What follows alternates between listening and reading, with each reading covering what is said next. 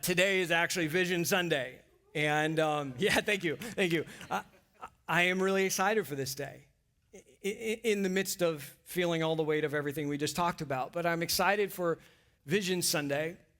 Today is one of my favorite Sundays of the year because it is a chance to do really two things at the same time, right? We're going to celebrate what God has done in our church, and we're going to get clear about where we believe God is leading us next as a church. And there's so many things to celebrate. God is really moving in this community, and it's such an incredible thing to see and to be a part of over these last few years. This church has grown immensely over the last 2 years. We've seen it grow 78%. I know we had to throw out a couple more rows today because so many new friends. That's just amazing. Our kids ministry has grown by like 140% in the last 2 years. So many kiddos. I don't know what's in the water here, but we're giving more than we've ever given to our local and global justice partners. We're seeing lives transformed by the hope of Jesus, people finding community that will last a lifetime. And today we're even going to celebrate after service. We're going to celebrate 4 people who are getting baptized after service right out there. Come on. It's so awesome. It is so awesome. And I'm grateful and humbled to be a part of this. We've been in this series called When the Church Was a Family. And we've been asking, what would it look like if the church really felt like a family again? Right? Like, we don't want this church to simply become an event you attend once a week, but we really want it to become a family that you can experience belonging in. And this isn't some new or novel idea. It was actually just grounded in the early church, those first followers of Jesus, the men and women who said, we're going to practice the way of Jesus together. They were far more than a group or a program. They really saw themselves as a family, and that family, it changed the world, even though the odds were stacked against them. And so we've been wondering over the last few weeks, what would it look like if we also became a family? And so as a family today, I want to ask the question, like, what are we here for? Why does the church exist? Do we simply exist to gather on a Sunday for 75 minutes? Do we exist for ourselves, or do we exist for others? Do we exist for something that's greater?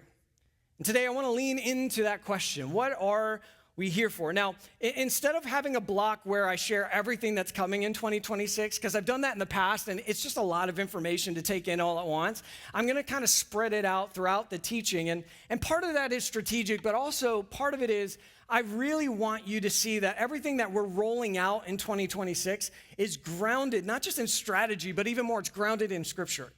It's grounded in what we believe the Scriptures call us to as a church family. So the first thing I want to do, though, is give you our theme for 2026. Those who don't know, we tend to have themes throughout the year that are sort of our North Star that we look to and we allow to inform our teachings and our practices for the year. In 2025, our theme was formed, and it was based out of this passage in Isaiah where the nation of Israel, they make this really beautiful prayer. They say, God, we are the clay and you are the potter, and we just place ourselves in your hands. What a beautiful prayer. I mean, I wonder what about our lives would look different if every day we prayed that simple prayer. And that's what Israel prayed. They're like, form me, God.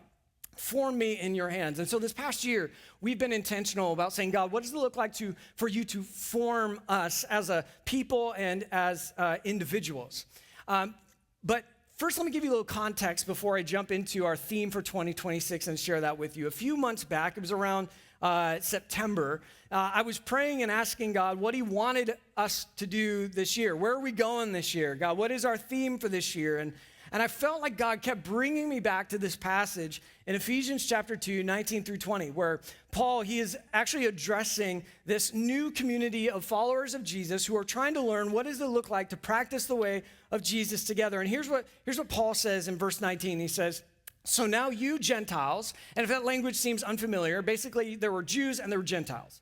So he's saying those who are now stepping into the Jesus story, you are no longer strangers and foreigners. He says you are citizens along with all God's holy people. And then he says this, let's say the next sentence out loud together. He says, you are members of God's family.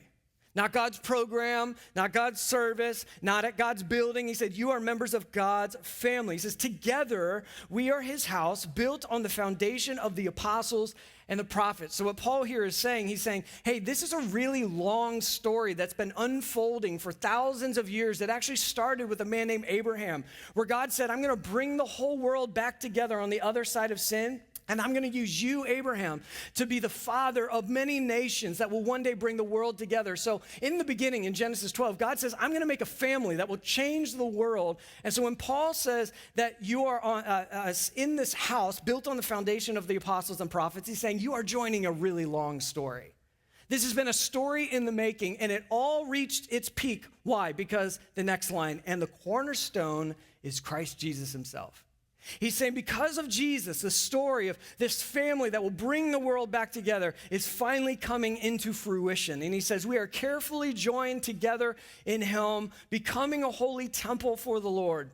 And that was totally new language because before Jesus, the presence of God was found in a static temple, in a building. But now after Jesus, the presence of God was no longer found in a building, it was found in people. He's saying you are the temple. He says, through him, you Gentiles are also being made part of this dwelling where God lives by his Spirit. And so God kept bringing me back to this verse, Ephesians 2, 19 through 22, and I kept getting this phrase in my mind as I read it, and I felt like, I really, really feel like this is where the Lord is leading us as a church family in 2026. In 2025, our theme was formed, but in 2026, I'm so excited, our theme is family on a mission. Our thing, yeah, come on. Family on a mission. You know what is just crazy is this was planned months and months ago, and now looking at the world and moment we find ourselves in, I could not think of a better theme for us this year. Like, what does it look like for us to be a family where everyone has a seat at the table, and what does it look like for us together to move on mission, the mission of Jesus? Now, we're going to spend this next year really unpacking. What does it look like to be a family on a mission? Because there's a lot of implications to that. And we're going to explore that. But if I were to give you the TLDR, like what does family on a mission mean? These would be our guiding principles. I'll put them on the screen here. It's open hearts to God. A family mission on mission has open hearts to God. We're going to open our tables to one another. And we're going to open our hands to the world around us. As a family on a mission this year, we're going to open our hearts to God, we're going to open our tables to one another, and we're going to open our hands to the world around us. I cannot wait to see what God does, but one of the ways we're going to learn what it looks like to be a family on a mission is we're going to look at the original family on a mission. We're going to look at the first century followers of Jesus, this ragtag group of men and women who were like not even the B team. They were like the water boys, right? Like they would have been picked last for dodgeball for sure. And yet this group is the group that God used to turn the world upside down and change it forever. So what we're going to do is we're going for the next year, we're going to do something that we haven't done since we started Canvas. When we started Canvas, we actually took an entire year, and every week we were walking slowly through the book of John. I don't know if anyone was here for that. I mean, you are an OG if you remember those days. But we walked through the book of John, but since then we've done multiple series that are 4 to 6 weeks long. They change every now and again. This year we're going to do something different. We're going to actually walk through the book of Acts together on Sunday. Starting next week, we're going to take the next year and slowly move through the book of Acts. For those who don't know what the book of Acts is, it's like a documentary that captures the story of that first messy startup church. Anyone here are part of a startup? Maybe raise your hand. Okay, a couple of you. Some of you are just too tired to raise your hand, because you're in a startup and it takes your life, right? But, the early church was really this messy startup. They didn't know what they were doing. They were figuring it out as they went, and they had good moments, and they had some really bad, messy moments, and yet God used them, not because of them, but in spite of them. And so we're going to look at their story through the book of Acts. And the book of Acts is so great because the book of Acts doesn't just tell us what the church did. That's one way to look at it, but there's a whole nother dimension that we need to unlock, and that is the book of Acts isn't just telling us what the church did. I also think the book of Acts is telling us what the church can still do. Like, it's showing us what the church can still do when we live like a family on a mission. And so I'm so excited to begin this journey through Acts starting next week. Now, with that vision in mind, family on a mission, open hearts to God, open tables to each other, open hands to the world, I want to go to our text for today, which is 2 Corinthians chapter 5, verse 17, because what Paul does here is he's writing another letter. He writes quite a few of them, and he's writing a letter to this new church of people in Corinth. And he's, again, teaching them about what it means to be a family on mission. And in this text, he's actually inviting this church into what I'm inviting us into in 2026 as well, to be a family on a mission that opens our hearts, opens our tables, and opens our hands. Let's go ahead and look at what Paul says. In 2 Corinthians chapter 5, he writes to this community of believers, maybe similar to this. And he says, this means that anyone who belongs to Christ has become a new person. The old life is gone, a new life has begun, and all of this is a gift from God who brought us back to himself through Christ. And God has given us this task of reconciling people to him. For God was in Christ, reconciling the world to himself, no longer counting people's sins against them, and he gave us this wonderful message of reconciliation. So we are Christ's ambassadors. God is making his appeal through us, and we speak for Christ when we plead, come back to God. Open hearts, open tables, open hands. This is what Paul invited this church into. It's what we're being invited to as well. Let's start with open hearts. Paul, he says in verse 17, he says, anyone who belongs to Christ has become a new person. The old life is gone and a new life has begun. I think it's so important to see that when it comes to belonging to Christ, it doesn't mean that God has just made like an upgraded version of you. That when you say yes to Jesus, you just become a more spiritual version of the old you. No, according to the early church, when you say yes to Jesus, something changes in you. You become what Paul says, a new creation, a new person. You have a new center. You have a new North Star that guides your life. You have a new anchor. You are a new you. I mean, that is what baptism, what we're going to celebrate, is all about. It's not people saying, I'm following Jesus, but I'm the exact same. It's saying, I'm following Jesus, and now my old life is dead, and my new life has risen again in Christ, and I am a new creation. It's why we cheer. It's why we clap. It's why we get excited, because we're not seeing bad people become good. We're seeing people who are dead become alive. We're seeing that God has done something deep in their heart, and this is where it begins. I love that Paul doesn't say, okay, here's where it all begins. Here's what you need to do. You need to be God's ambassadors. You need to go and do work for Jesus. He doesn't start with activity. It's not to say activity doesn't matter, but what matters first is identity.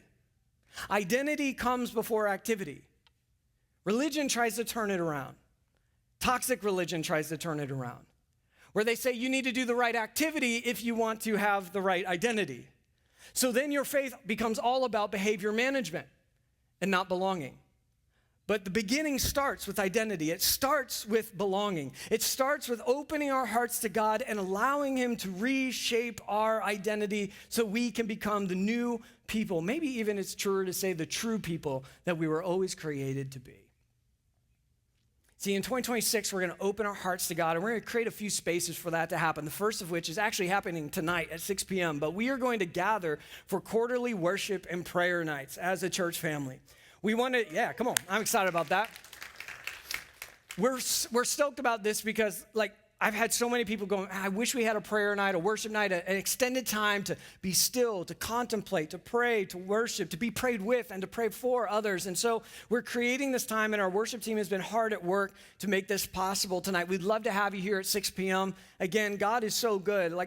If there was a night where we needed to just reflect, be still, be prayed with, pray for, and be in the presence of God, I think tonight's the night. I need that. I need that tonight as I've navigated over the last 24 hours, everything happening, and over the last couple of weeks, everything happening in our world. So our quarterly worship and prayer nights are going to be here, and they're going to be great spaces for you to dive in deeper. We're also going to be adding a prayer team during our Sunday services. We don't want you to stand alone or navigate the complexities of life alone. You were never created to do that. So we want to have a prayer team on Sundays starting in February that whether you have a need, big or small, you're going to have people who stand with you. Because we're a church that stands with one another, because that's what family does. And then lastly, we're going to be hosting Canvas workshops. This has been something we've been wanting to do for a while. We want to create some space for people to lean into topics that maybe are hard to lean into on a Sunday morning, or maybe it just requires more time. And so we're going to create Canvas workshops where people can really do a deep dive on a particular topic. And our first one is actually coming up Saturday. It's being led by clinical therapist Jenna Maxfield, who is a friend of ours from another church family, Epic Church in the city. And it's on January 31st. And it's all about finding freedom from shame. Finding freedom from those things that have become barriers in your life, keeping you from living truly free and whole and alive. And if that sounds anything like you right now, then I want to encourage you, be a part of this workshop. It's totally free, and it will be a good investment of your time and for your life. But these are going to be moments we open our hearts to God and invite God to shape us. Right? So we're going to open our hearts to God, but the second thing is we're going to open our tables to one another. Paul, he continues in verse 18, he says, and all of this is a gift from God who brought us back to himself through Christ, and God has given us this task of reconciling people to himself. Do you ever think God got it wrong on this one? Like you could have entrusted anyone with your plan and you trusted people? Like, I don't know. Like I'm a control freak. Any other control freaks in the room? I tend to be cautious about how do I give this away? It's something I got to work on. Pray for me. But God, he's just like, I'm going to trust people to carry my plans out in this world. Which tells me this, that while it's important to pray, it's even more important maybe to understand that you are always called to be an answer to that prayer. That while we should trust God for what we cannot do, we are still called to do what we can do because God's plan isn't a program. God's plan isn't a place. God's plan is people. And if you're a follower of Jesus, he's inviting you to be a part of his plan of reconciling people to himself, to take what is broken and put it back together, to invite people to a table. Just as God moved towards us, God is inviting us to be the kind of people that moves towards one another as well. And so that's why we're creating more space for more community, more reconciliation, more relationships to take place in 2026. One of those things I announced earlier, but you should know that it's a big change for us. We've typically had an event called Belong every other month, but we've had so many people wanting to plug into the church, it just felt lame to be like, hey, we're so glad you're here. You got to wait 2 months. To plug in. So we're going to do Belong every single month. Once a month at Canvas, there will always be an opportunity for you to plug into the community. And so if you're new here, looking for a church home, looking for community, Belong is your next step, and it will happen after the 11 a.m. starting February 1st. So next week, we'd love to have you there. The second thing that we're going to be reintroducing, I guess, is called Connect Groups. Connect Groups are all about helping you find your friends and do some fun things. We used to have this, but we paused it in 2025 to really focus on our spiritual formation spaces. But now we're ready to reintroduce it. And we have some really great groups. We have a running group that's going to be starting here at Canvas. I don't know if anybody runs here. I don't know why you would do that to yourself. But if you do that, we have a running group where you can all do that together. We have a hiking group that you can be a part of. We even have a board game Connect group that you can be a part of. And that's launching in February. And we're hoping to launch even more Connect groups. So if you're like passionate about something and you want to invite others to build community around that, so maybe you're like, I love coffee, then go to a coffee shop and invite other people and do a coffee Connect group. Any of you can start a Connect group as long as it's legal and not sin. It can be a Connect group, all right? So Connect groups are back, and we can't wait to roll those out in February. And then lastly, we want to introduce something new to our church family for those who are looking to build long-term committed community with other followers of Jesus. We are introducing what we're going to call tables. Tables are a sacred space in the scriptures. As I talked about last week, they had this phrase called table fellowship. When you sat around a table, that was very meaningful and sacred. And so we want to introduce a space where people sit around a table, they get to know one another, and they practice the way of Jesus together. Now, I will just say this. Tables are for those who are ready, willing, and able to commit to consistent community. Because I truly believe if you want community, it takes commitment. If you want community, but you don't want to be committed, then you maybe don't want community as much as you say you do. Because time is the capital of community. When you invest that time, you have fruitful community. When you don't, you won't find the community you're looking for. And so because of that, we are asking anyone who wants to join a table. We're going to have different kinds of tables, a men's table. We actually have like a Canvas Brotherhood table that's going to be launching. I'm stoked about that. We're going to have a women's table. We're going to have a families table. We're going to have, there's a table happening on Union Street. Steph's going to be leading that. So you don't have to live on Union Street to go to that table, but it's there. So it's going to be a bunch of tables where you can find long-term community. But here's the deal. The on-ramp to tables is practicing the way. So if you want to join any of these tables, then you need to be a part of Practicing the Way. Practicing the Way is an 8-week course, and we do this not to create a barrier, but to create a foundation so that you can experience the community that you're actually looking for. And the truth of the matter is, if you're going, oh, I want community, but like 8 weeks, Travis, I don't want to commit to that. Well, then you're already not able to commit to a table. Because tables, the expectation for tables is that committed, what the Bible calls covenant community with one another. And we don't want to lower the bar on that. So if you want to experience tables here at Canvas, we want to encourage you to be a part of Practicing the Way. That is the on-ramp. And our next one is happening February 12th. We already have a group of people who have registered for that. So February 12th is our next round on Thursdays, and then we're going to have a Sunday Practicing the Way for families and couples. It's tailored for families and couples. So February 12th or February 22nd, you can choose your own track, and I would just encourage you, be a part of it. We've had over 140 people go through Practicing the Way in 2025. It was a really beautiful new thing that we introduced last year. Now, if you already did Practicing the Way, you're going to be able to join a table. Yay. So coming soon, we're going to give you the on-ramp to join a table if you've already completed Practicing the Way. But if you've yet to do that, let's take your next step. Build that foundation and find the community that you're longing for and through Practicing the Way. Because we're going to open our hearts to God, and then we're going to open our tables to one another. And last is this, we're going to open our hands to the world around us. Now let's go back to Paul. He invites us to open our hearts, become a new creation. He invites us to open our tables to one another as agents of reconciliation to bring this world back together. And lastly, he calls us to open our hands to the world as Christ's ambassadors. In verse 20, he says, so we are Christ's ambassadors, meaning this, you represent something as a follower of Jesus. When I just started being a pastor, my wife's stepdad, he changed my license plate on my car without asking, and I didn't tell this first service, but it came into my head now. And he changed it to Pastor Trav, and it was a nice gesture, but he did not understand the weight of accountability that he just put on my life. By having my car say Pastor Trav, it very much limited and kept me in check as I drive. But why? I was always reminded, like, I'm Christ's ambassadors. I'm representing the kingdom right now. And you are too, as a follower of Jesus, right? Like, you are representing the kingdom. Can I ask you, does the way you live make the invisible God more visible to those who are looking? Or does the way that you live as a follower of Jesus make the invisible God even more invisible and inaccessible to those who are looking? We are called to represent God in a way that it says God is making his appeal through us. That's crazy. God is speaking through us. We are his plan. People are his strategy. And as a family and a mission, we are called to pull the kingdom of God into the present world.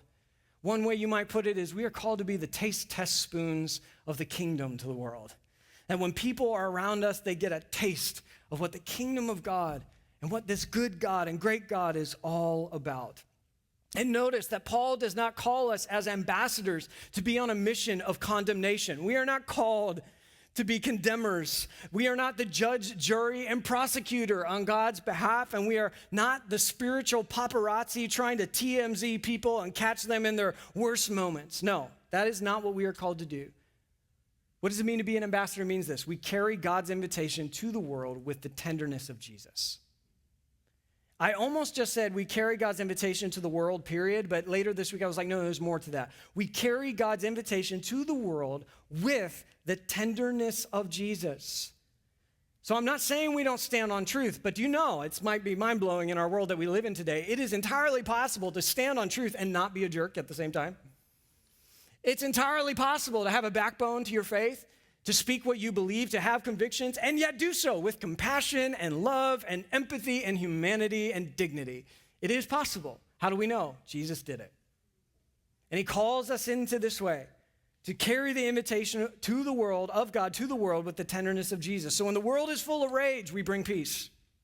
When the world is anxious, we strive to be a non-anxious presence in this world. When it's full of division, we bring reconciliation. When it's full of despair, we bring hope. When people are being dehumanized, we bring dignity. When people are being excluded, we're going to pull up the seat at the table for them. My phone is going off. I'm that person right now. Okay.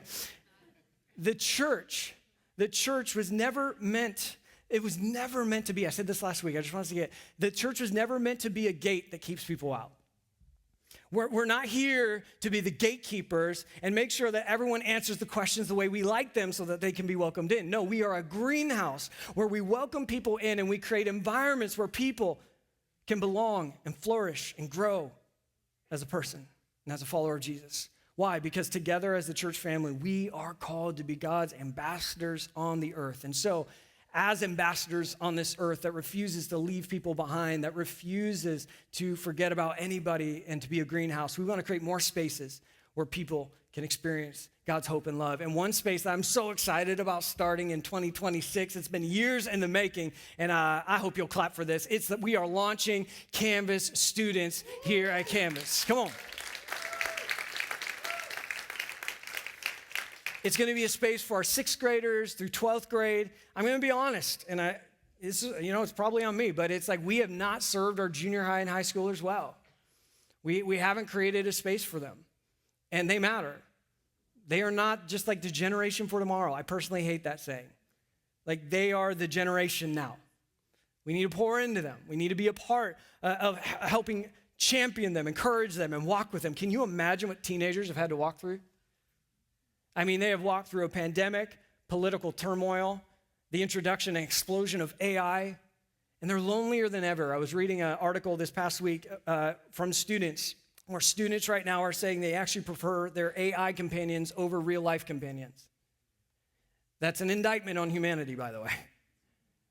And yet, it won't last forever, because AI won't be able to show up for you when you need it the most.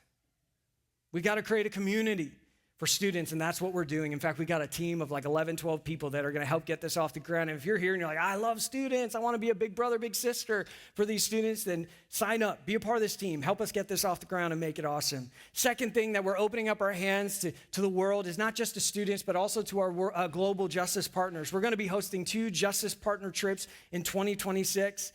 For those who aren't familiar with that language, justice partners are people and organizations we partner with financially and relationally all throughout the year.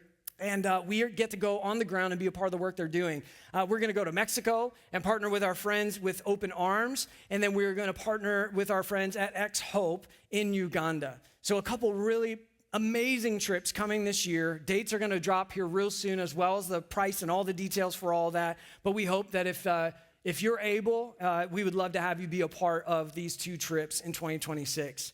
And then lastly, how are we going to open our hands to the world around us? We're adding more weekend City Serve events so that more people can serve together. If that language is new to you, City Serve is our group of people that said we're going to serve our city in tangible and meaningful ways.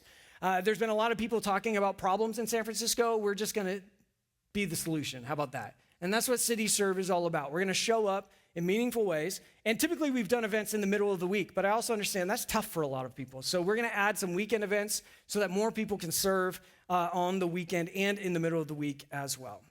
Why? Because we want to open our hands to the world. We're a family on a mission. Open hearts to God, open tables to one another, and open hands to the world. Why? Because God has sent us. I don't know why God chose people, but he did. He chose his people, the church, to be his ambassadors in the world, and he sent us into this world. And that might sound so overwhelming right now. Like, couldn't God have sent me to the world in the 70s or in the 90s or some other time? Can I just say something? If you are alive right now, I don't believe it's an accident. I believe God has you here on this earth in this moment in human history for a reason. He could have placed you at any generation, but you're here. I wonder what God might want to do through you here and now.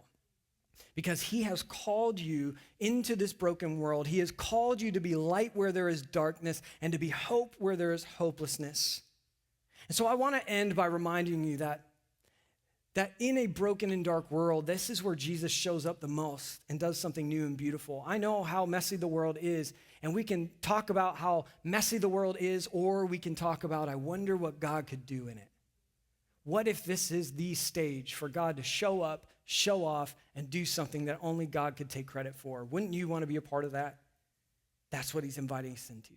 I want to end by looking at this moment in John chapter 20 where the disciples of Jesus, after the crucifixion of Jesus, they're in between crucifixion, so Good Friday, and then Resurrection Sunday. They're in the middle, and they don't know that Jesus has risen from the dead yet. All they think is Rome has won again, Caesar has won again, the empire has hurt us again, and yet Jesus meets them in the middle of it, just like I believe he'll meet us in the middle of this historical moment as well. Look, John 20:19, he says this, that Sunday evening, the disciples were meeting behind locked doors because they were afraid of the Jewish leaders. Suddenly, Jesus was standing there among them. Peace be with you. He said, as he spoke, he showed them the wounds in his hands and his side. They were filled with joy when they saw the Lord. And again, he said, peace be with you. As the Father has sent me, so I am sending you. And I think it's important to see that this story does not start with the disciples rallying behind closed, locked doors or believing that the future was bright.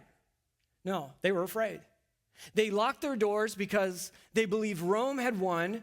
They were a part of Jesus' inner circle. So if they killed Jesus, they're probably next. And so they are doing their best to hide from it all. Now, it's easy to judge the disciples when we read the Bible. We're like, don't you know that he's going to rise from the dead? They didn't know.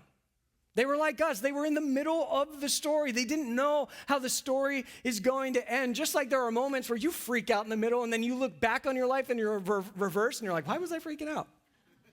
Like it was all going to work out. You didn't know. And neither did they. And they did what you and I do. When we get overwhelmed and when we get scared, we hide. We lock the doors. And maybe it's not locking the doors of your house, but maybe you're hiding behind a screen. Maybe you're hiding behind your work. Maybe you're hiding behind busyness. Maybe you're hiding behind some other coping mechanism or medicator to numb you from the overwhelming nature of this world. Maybe you're hiding away from community and choosing just to do this thing alone. Many of us, myself included, when the world feels overwhelming, we go into hiding. And that's what the disciples were doing. And yet, what I love is that Jesus meets them in the middle of it. So I want you to know, if you're overwhelmed, angry, scared, confused about the future, Jesus is probably much closer to you than you thought. That he wants to meet you in the middle. He doesn't just meet you in the middle of your triumphs. He meets you in the middle of your trials as well. And when he meets them, he says, peace be with you. Now, you need to understand, this isn't Jesus showing up and being like, guys, calm down. He's not saying, guys, this is not a big deal. Chill out. He's not giving them a religious platitude in the midst of their struggle. He's not diminishing what they're going through, because Jesus never did that. But what he is saying is, I'm here, and I am putting you and this world back together. You see, Jesus' peace wasn't a mood, it was a reality. Like, peace is confidence that God will restore what is fractured. Peace doesn't come from my circumstances. It comes from Christ, who is above my circumstances. And then what Jesus does next is he meets them in the midst of their panic and offers them peace. But I love that he doesn't just show up and comfort them. He actually calls them to do something about it. Right? Like, Jesus shows up and he's like, I know y'all are afraid. Here's some peace. I know you've been going through some things. Here's some peace. I know you're anxious. Here's my peace. So he's offering you peace. He's acknowledging what they're struggling with, but he doesn't let them stay there. It's like, he's like, hey, I know this has all been really, really difficult, but now what? But now what? Like, what are we going to do about it? And here's what Jesus says. He says, peace be with you. As the Father has sent me, so I am sending you. He doesn't shame them for hiding, but Jesus refuses to let them stay hidden. I want you to know, Jesus doesn't shame your anger, shame your frustration, shame your fear about the world. In fact, he meets you in the middle of it. But I just want to tell you this, at some point, Jesus, when he meets you in that, he's going to go, so now what are we going to do? So now what? You're angry. So now what? You're frustrated. So now what? You're afraid. So now what? We're not going to diminish it, but we're also not going to stay stuck, hidden behind locked doors. We're going to step into this world and be a part of what God is building. And so I just want to end today by reminding us that this is true for us just as much as it was for those first disciples. I know the world is a mess. I know our country is divided. I don't know what the future holds. And there doesn't seem to be a day where we can just have a day without another heartbreaking headline.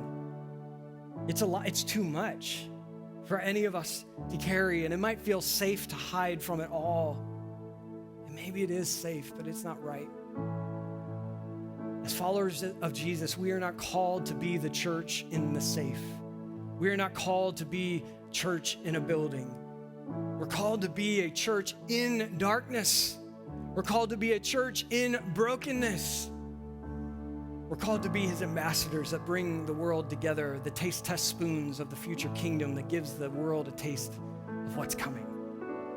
We are not called to be reckless or cynical or judgmental, but centered and courageous and humble and on mission. And that's why in 2026, we are going to open our hearts to God.